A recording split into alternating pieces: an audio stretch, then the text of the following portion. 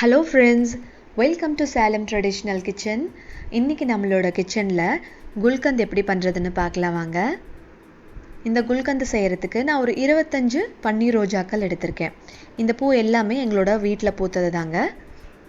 Pink, red, இந்த 2 கலருமே நான் எடுத்திருக்கேன். வாங்க எப்படி பண்ணுறதுன்னு பார்க்கலாம். முதல்ல இந்த பூவில் இருக்கிற இதழெல்லாம் நம்ம பிச்சு எடுத்துடலாம். அந்த காம்பெல்லாம் நம்ம சேர்க்கக்கூடாது.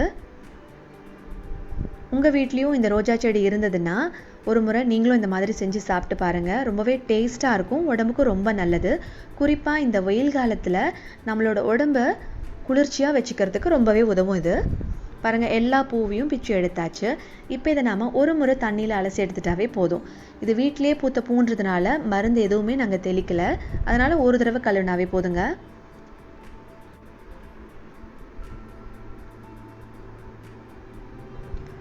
இந்த குல்கந்தை காலையில் வெறும் வயிற்றில் ஒவ்வொரு ஸ்பூன் சாப்பிட்டு வந்தீங்கன்னா உங்களுக்கு டைஜஷன் ப்ராப்ளம்ஸ் எதுவுமே வராது. உடம்பு சூடாகுது இல்லையா, அதனால் வர ப்ராப்ளம்ஸ் எதுவுமே உங்களுக்கு வராது. உடம்பு எப்பயுமே குளிர்ச்சியாக வச்சுக்கும். தண்ணியில் நல்லா அலசியாச்சு. அதை எடுத்து நான் ஒரு பிளேட்டில் மாற்றிக்கிறேன். தண்ணியில் அலசி எடுத்த பிறகு அதில் இருக்கிற ஈரெல்லாம் போகிறதுக்கு நம்ம காய வைக்கணும். வெயிலில் காய வைக்க வேண்டியதில்லை.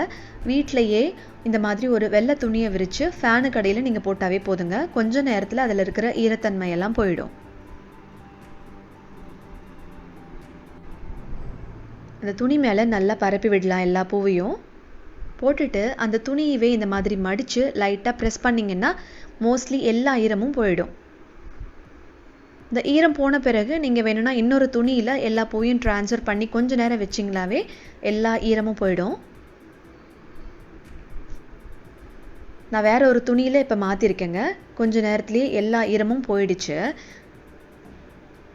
அதுக்கு மற்ற தேவையான பொருட்களை பார்த்துடலாம். 100 ml அளவுக்கு தேன் எடுத்திருக்கேன். 2 ஸ்பூன் கசகசா, ஒரு 75 கிராம் அளவுக்கு கற்கண்டு எடுத்திருக்கேன். நீங்கள் இதுக்கு பதிலாக பனங்கற்கண்டோ நாட்டு சர்க்கரையோ எது வேணும்னாலும் எடுத்துக்கலாம். கொஞ்சமாக குங்குமப்பூ, இது ஆப்ஷனல் தான், இருந்ததுன்னா நீங்கள் யூஸ் பண்ணிக்கோங்க. முதல்ல நாம் இந்த கற்கண்டை இந்த சின்ன உரலில் போட்டு இடித்து எடுத்துக்கலாம். மிக்ஸி ஜார்லேயும் செய்யலாங்க. அதில் செய்யும் பொழுது ரொம்ப அரைப்பட்டுரும், அவ்வளோவா நல்லா இருக்காது.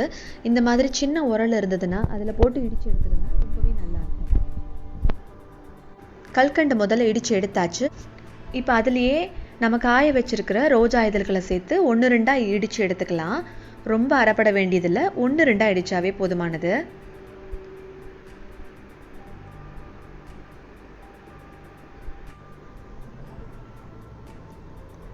ரோஜா பூவெல்லாம் போட்டு இடித்த பிறகு அதிலேயே நாம் எடுத்து வச்சிருக்கிற 2 ஸ்பூன் கசகசாவையும் சேர்த்து நல்லா இடிச்சுக்கலாம். பாருங்க, கல்கண்டு, ரோஜா பூ, கசகசா 3யும் போட்டு நல்லா இடித்து எடுத்தாச்சு. உங்ககிட்ட ஒரு கண்ணாடி பாத்திரமோ இல்லை இந்த மாதிரி ஒரு பீங்கான் ஜாடியோ இருந்ததுன்னா அதை எடுத்துக்கங்க. இதில் இப்போ நம்ம லேயராக போட போகிறோம். முதல்ல அதில் கொஞ்சமாக தேன் விட்டுக்கலாம். அடுத்ததாக நம்ம இடித்து வச்சிருக்கிற ரோஜாப்பூ கலவையை சேர்த்துக்கலாம். மொத்தமாக போட வேண்டாம், கொஞ்சம் கொஞ்சமாக. இப்போ இது மேலே இன்னும் கொஞ்சம் தேன் விட்டுக்கலாம்.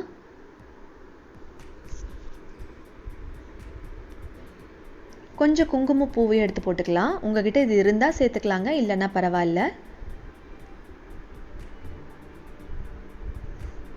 இந்த மாதிரி தேன், ரோஜாப்பூ கலவை, கொஞ்சம் குங்குமப்பூ, இந்த மாதிரி மாற்றி மாற்றி இருக்கிறதெல்லாம் போட்டு முடிச்சிருங்க.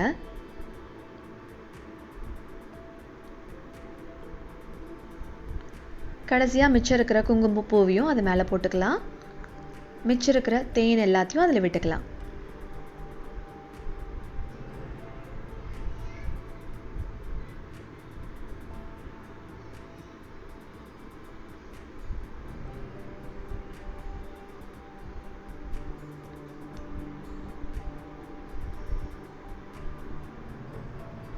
எல்லாத்தையும் சேர்த்த பிறகு ஒரு ஸ்பூன் வச்சு நல்லா கலந்து விடுங்க. ரொம்பவே சிம்பிளான மெத்தட் தாங்க. ரொம்ப ரொம்ப டேஸ்ட்டாக இருக்கும். நம்ம வீட்டிலே செய்கிறதுனால ரொம்ப சுத்தமான முறையிலையும் இருக்கும். இந்த வெயில் காலத்தில் நீங்களும் இந்த மாதிரி செஞ்சு சாப்பிட்டு பாருங்கள், உடம்புக்கு ரொம்பவே நல்லது. எல்லாத்தையும் நல்லா மிக்ஸ் பண்ணியாச்சுங்க. இப்போ நம்ம என்ன பண்ணலான்னா ஒரு துணி போட்டு மூடி வச்சிடலாம். துணி போட்டு மூடிட்டு ஒரு 5 நாள் வெயிலில் வச்சு நீங்கள் எடுக்கணும். 5 நாள் கழித்து சூப்பரான குல்கந்த் ரெடி ஆகிடுங்க.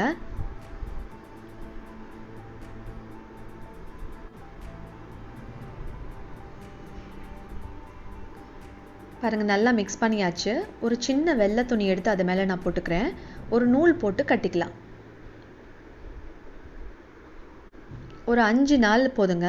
5 நாள் நீங்கள் வெயிலில் வச்சு எடுத்தாவே சூப்பராக ரெடி ஆகிடும். இது 5 நாள் கழித்து நான் உங்களுக்கு எப்படி இருக்குன்னு காட்டுறேன். பாருங்கள், இப்போ 5 நாள் கழித்து நான் இதை பிரிக்க போகிறேன். எப்படி இருக்குன்னு பார்க்கலாம்.